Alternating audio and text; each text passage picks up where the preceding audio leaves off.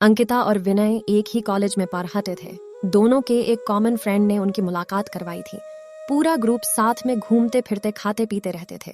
पर अंकिता और विनय की नजदीकियां बढ़ने लगी। देखते ही देखते उनको एक दूसरे से प्यार हो गया। अब वह दोनों अकेले वक्त बिताने लगे। भाग में घूमना, साथ में मूवी देखने जाना, साथ में पढ़ना, वह हर चीज एक साथ ही करते थे। देखते ही देखते कॉलेज खत्म हो गया और उनका मिलना भी कम हो गया। एक बार अंकिता और विनय दोनों एक समुद्र किनारे बैठे थे। अंकिता ने विनय से कहा, अब तो हमारी कॉलेज भी खत्म हो गई है। अब हम एक दूसरे के साथ वक्त कैसे बिताएंगे, और अब जल्द ही मेरे घर वाले मेरी शादी करवा देंगे। विनय ने उसका हाथ पकड़ा डिडाते हुए कहा कि अंकिता, तुम चिंता मत करो, मैंने 1-2 कंपनी में अप्लाई कर दिया है।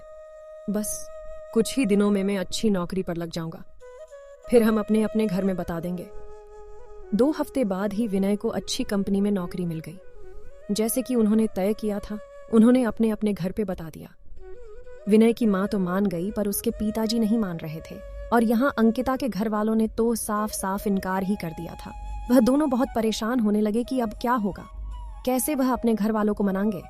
बहुत दिन हो गए, दोनों का एक दूसरे से बात करना भी कम हो गया था, क्योंकि अंकिता के घर वालों ने उसका फोन ले लिया था और उसके लिए रिश्ता ढूंढ रहे थे।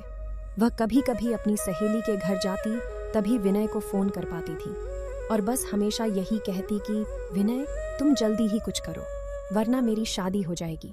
मैं तुमसे बहुत प्यार करती हूँ, तुम्हारे बिना नहीं रह पाऊंगी। विनय भी उससे हमेशा आश्वासन देता था, पर उससे भी नहीं समझ रहा था कि वह क्या करे, कैसे अपने घर वालों को मनाए।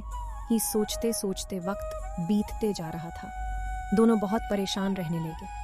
विनय घर पे न कुछ खाता था, न ही बात करता था, बस पूरा दिन शांत शांत रहता था। यह देखकर उसकी माँ से रहा नहीं गया और उसने अपने पति को समझाया कि मुझे मेरे बेटी की खुशी से बढ़कर कुछ नहीं है, और अब अगर उसकी शादी होगी तो अंकिता से ही होगी। आप कल ही उसके घर जाके उसके माँ बाप से बात करो। अगले ही दिन विनय के पापा अंकिता के घर गए और अंकिता के माँ बाप से बात की और उन्हें समझाया कि हमारे बच्चों की खुशी में ही हमारी खुशी होगी।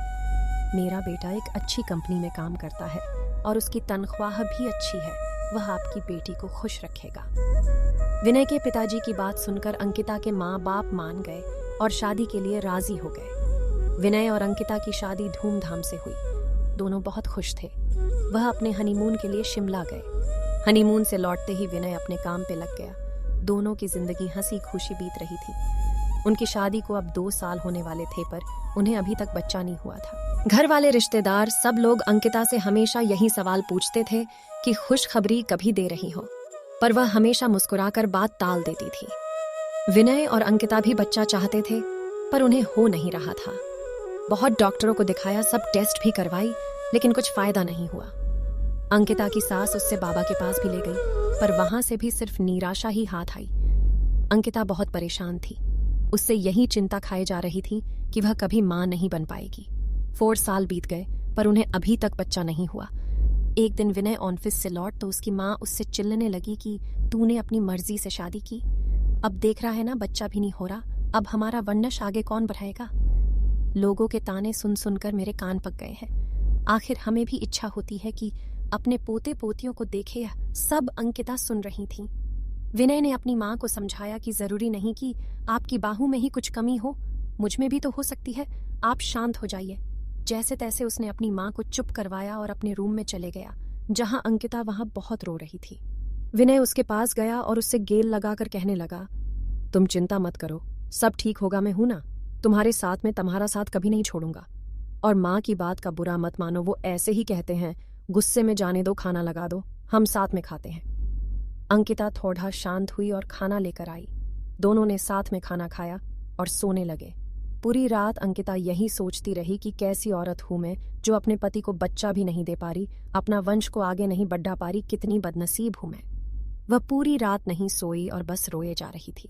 सुबह हुई, सब अपने अपने काम में लग गए। विनय भी ऑफिस के लिए निकल गया। अंकिता भी अपना काम करने लगी, पर उसके दिमाग में वही रात वाली बात चल रही थी। पूरा दिन यही सोचती रही। रात को जब विनय घर आया तो अंकिता ने उससे खाना दिया और वह दोनों अपने कमरे में सोने की तैयारी कर रहे थे कि तब अचानक अंकिता ने विनय से कहा कि क्यों ना हम एक बच्चा गोद ले ले, अब हमें तो बच्चा नहीं हो रहा, क्यों ना हम किसी बच्चे को गोद ले और उससे माँ बाप का सूख दे और हमें भी बच्चे का सुख मिल जाएगा। विनय ये बात सुनकर बहुत खुश हुआ।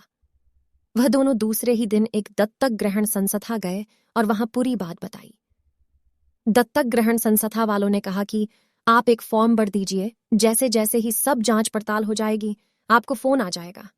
उन्होंने फॉर्म भरा और एक आशा के साथ घर लौटे कि शायद अब उनकी परेशानी दूर हो जाएगी। 6 महीने हो गए, उनको कॉल नहीं आया।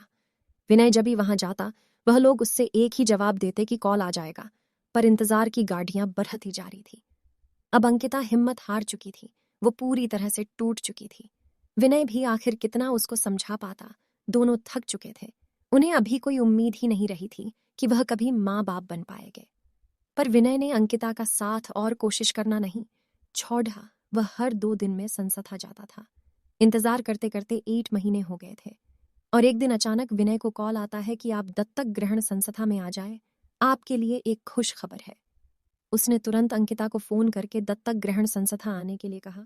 दोनों वहां पहुंचे तो उन्हें पता चला कि उनको एक बेटी गोद दी जा रही है जो कि सिर्फ 5 महीने की है। विनय और अंकिता की खुशी का ठिकाना नहीं रहा। विनय तो खुशी के मारे वहीं नाचने लगा। वह दोनों उस बच्ची को लेकर घर आए। विनय की माँ ने उनका पूजा की थाली से स्वागत किया। उन्होंने उसका नाम किरण रखा, जैसे वह उनकी जिंदगी में आशा की किरण हो। वह सब बहुत खुश थे। आखिर उन्हें अपनी बेटी जो मिल गई थी और वह अच्छे से खुशहाल जिंदगी जीने लगे। बस यही होता है प्यार, जो हर वक्त में तुम्हारा साथ दे और यकीन दिलाए कि हमारी परेशानियां हमसे छोटी होती है और हमें कभी अपनी जिंदगी में उम्मीद नहीं छोड़नी चाहिए। विश्वास हो तो हम सब कुछ पा सकते हैं।